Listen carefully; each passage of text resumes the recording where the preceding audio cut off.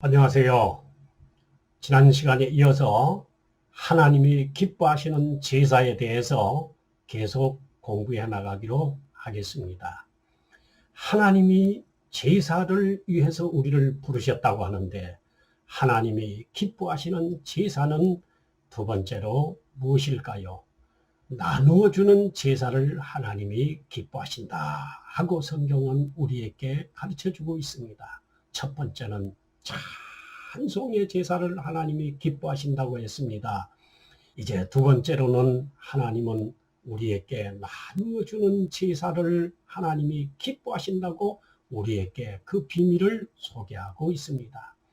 히브리서 13장 16절에는 오직 선을 행함과 서로 나눠주기를 잊지 말라.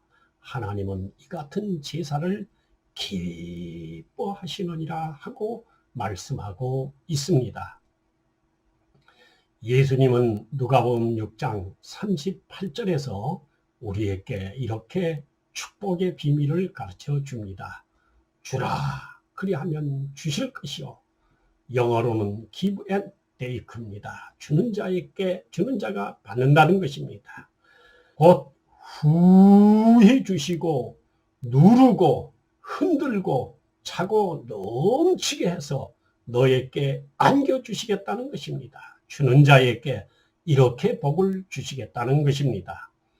또 시편 37편 25절에 보니 내가 어려서부터 늙기까지 의인이 버림을 당하거나 그 자손이 걸식함을 보지 못하였도다. 왜 의인이 걸식하지 아니하고 그 자손들이 이렇게 복을 받는 모습을 보게 될까요? 26절에 보니 의인은 이렇게 산다는 것입니다. 그는 종일토록 은혜를 베풀고 꾸어주니 그 자손이 복을 받는도다. 그렇습니다. 여러분, 복은 그냥 오는 것이 아닙니다. 하나님을 기쁘게 해 드릴 때, 하나님이 기뻐하시는 일을 우리가 할 때 하나님이 우리에게 복을 주시는 것입니다. 또 시편 112편 5절의 말씀을 보니 은혜를 베풀며 꾸이는 자는 잘 되나니 그 일을 공의로 하리로다 하고 말씀하고 있습니다. 잠언서 기자는 우리에게 이렇게 소개하고 있습니다. 잠언서 19장 17절에는 가난한 자를 불쌍히 여기는 것은 여호와께 구워주는 것이니 그 선행을 갚아주시리라 그랬습니다. 여러분, 요즘 은행 이자가 얼마나 낮습니까? 1%대 2%대 합니다. 그런데 우리 하나님께 구워주면, 우리 하나님 은행에다가 저축하면 하나님께서는 제일 작은 이자가 30배입니다. 조금 후하게 주시면 60배를 주십니다. 더 후하게 주시면 100배 복을 우리에게 주시겠다는 것입니다. 바로 어려운 사람들을 위해서, 이웃 사람들을 위해서 이렇게 우리가 나누어 주고 베풀어 주는 것을 하나님은 기뻐하시는 제사가 된다는 것입니다. 세 번째는 어떤 제사를 하나님이 기뻐하실까요? 감사의 제사를 하나님이 기뻐하신다는 것입니다. 광야 이스라엘 백성들은 원망 불평하다가 많이 죽었습니다. 원망 불평은 하나님이 싫어하는 일입니다. 우리는 감사를 하나님께 올려드립시다. 하나님이 기뻐하는 제사라는 것입니다. 시편 50편 14절에 감사로 제사를 드리는 자가 나를 영화롭게 한다 그랬습니다. 감사하십시다. 요나서 2장 9절에 보니 나는 감사하는 목소리로 주께 제사를 드리며 나의 서원을 주께 갚겠나이다. 구원은 여호와께 속하였나이다 하고 말씀하고 있습니다. 요나가 하나님의 명을 받고 저 니느웨 성에 가서 복음을 전하라고 합니다. 그런데 니느웨 사람들은 너무나도 악랄하여 이스라엘 백성들을 학대했기에 이 요나는 그곳에 가서 복음 전하는 것을 싫어했습니다. 그래서 반대쪽인 다시스로 배 타고 도망가기 시작했습니다. 그때 하나님께서 큰 풍랑을 일으켜서 요나가 가는 뱃길을 가로막았습니다. 뱃사람들은 여러 가지 노력을 해봤지만 되지 않아서 이 일이 누구로부터 왔는가 하고 제비를 뽑았더니 요나가 걸려들었습니다. 이제 사람들은 요나에게 묻습니다. 네가 무슨 죄를 졌길래 하나님이 이렇게 진노를 하는가 물었더니 그는 자기가 니느웨 성에 가서 복음을 전해야 되는데 그게 싫어서 다시스로 감으로 인해서 하나님이 나에게 이렇게 징벌을 내리니 나를 들어 바다에 던지게 되면은 이 풍랑이 잠잠해질 것이라고 하였습니다. 뱃사람들은 처음에 여러 가지로 당황하고 망설였지만은 풍랑은 점점 더 거세게 일어나므로 할 수 없이 요나를 들어 바다에 던졌습니다. 그럴 때 하나님께서 큰 물고기를 예비하셨다가 요나를 덥석 삼키게 됩니다. 요나는 그 고기 뱃속에서 3일 있게 되는데 그 고기 뱃속에서 3일을 있자니 산 목숨이 있겠습니까? 목숨이 가물가물해 갈 때 요나는 이제 이 진리를 깨닫게 됩니다. 구원은 인간의 뜻대로 되는 것이 아니고 하나님의 뜻대로 되는 것이라는 진리를 깨닫고 그는 감사의 제사를 하나님께 올리게 됩니다. 그럴 때 하나님께서 이 큰 물고기에게 명령하여 요나를 니느웨 성 바닷가에다 갖다가 토해내게 하는 것입니다. 그래서 이 요나가 니느웨 성에 가서 하룻길을 다니며 복음을 전파했더니 니느웨 성 사람들이 구원을 받게 됐다 하는 말씀이 나오고 있습니다. 또 데살로니가전서 5장 18절의 말씀을 보면 범사에 감사하라 이것이 그리스도 안에 있는 너희를 향하신 하나님의 뜻이라고 말씀하고 있습니다. 감사 제사를 드리는 것이 예수 그리스도 안에 있는 우리가 하나님께 행해야 할 뜻이라는 것입니다. 감사의 제사를 드리십시다. 또 다음은 하나님이 기뻐하는 제사는 제사에 제물이 올라갈 때 하나님이 기뻐하시는 것입니다. 창세기 14장 18절에 보면 살렘왕 멜기세덱이 떡과 포도주를 가지고 나왔으니 그는 지극히 높으신 하나님의 제사장이었더라.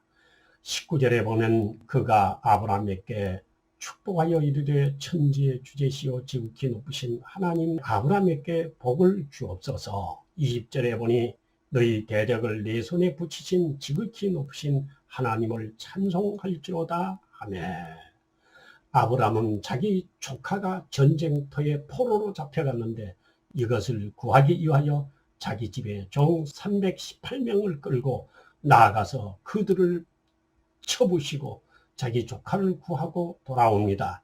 그럴 때 멜기세덱이라고 하는 제사장이 나타나서 아브라함에게 떡과 포도주를 주고 그를 축복을 해줍니다.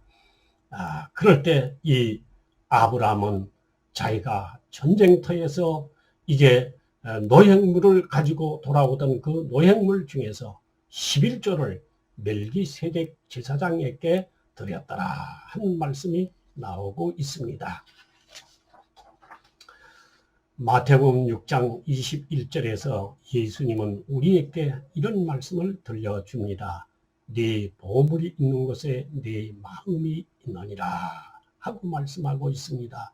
우리가 하나님께 예배를 드릴 때 예물을 드리게 되면 헌금을 드리게 되면 우리 마음도 그 헌금과 함께 하나님께 올려가게 되는 겁니다. 왜 그렇습니까? 물질 있는 곳에 마음이 있기 때문에 그렇습니다. 우리가 물질을 세상에다가 두게 되면 우리 마음도 세상으로 가고 마는 것입니다. 또 재미난 예화 하나를 말씀드리려고 합니다. 이스라엘 백성들 안에 범죄가 일어났습니다. 그래서 이스라엘 사람들이 모여서 이 범죄가 누구로부터 왔는가 살펴봤더니 베냐민 지파의 불량자들이 이런 일을 저질렀다고 합니다.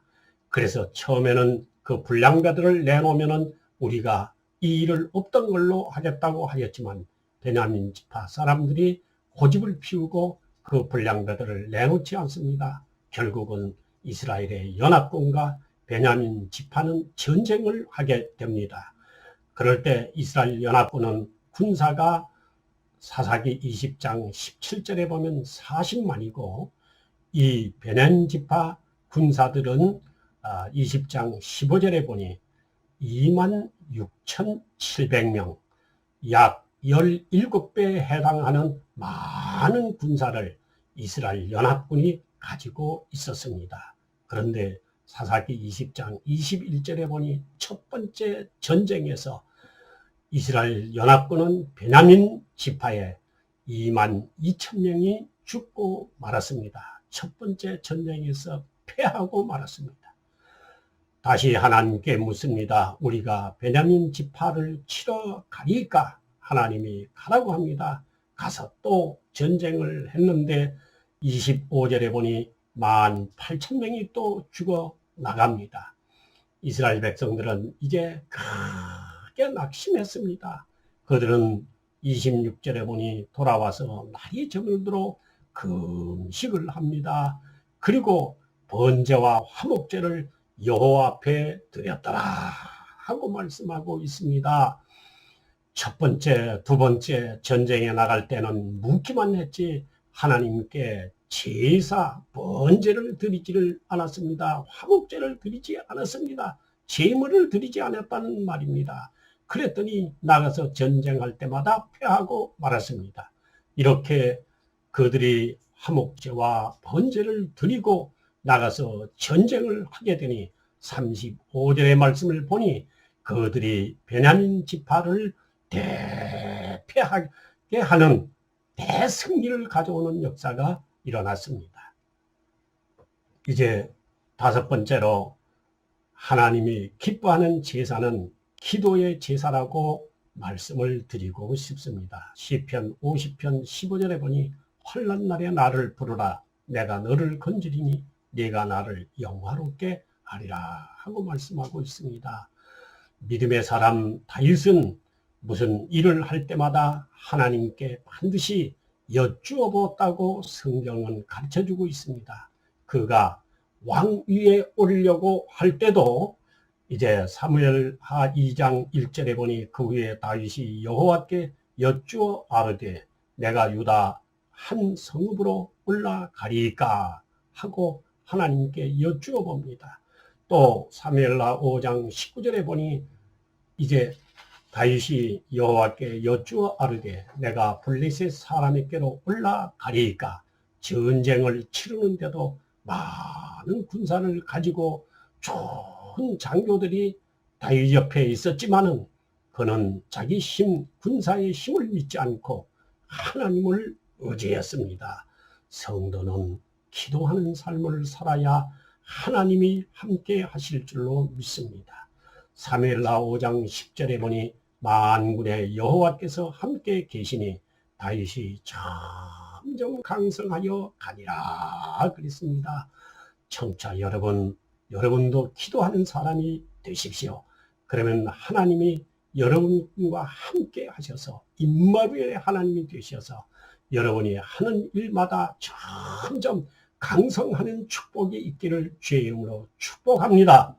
또 사무엘하 9장 14절에 보니 다윗이 어디로 가든지 여호와께서 이기게 하시니라 이런 말씀이 있습니다. 그런데 초대왕 사울왕은 왜 실패를 하고 길보아산에서 아들들과 함께 자결하는 비결을 가져왔을까요? 성경은 그 실패에 대해서 이렇게 우리에게 비결을 들려주십니다. 역대상 10장 14절의 말씀 보니 사울은 여호와께 묻지 아니하였으므로 여호와께서 그를 죽이시고 그 나라를 이새의 아들 다윗에게 넘겨주었더라 하고 말씀하고 있습니다. 여러분, 기도라고 하는 토양은 환난과 고난이라고 하는 속에서 기도가 자라게 되는 것입니다. 여러분, 아름다운 하나님이 기뻐하는 제사를 드려서 여러분의 삶에 큰 축복과 은혜가 있기를 주의 이름으로 축복합니다. 아멘.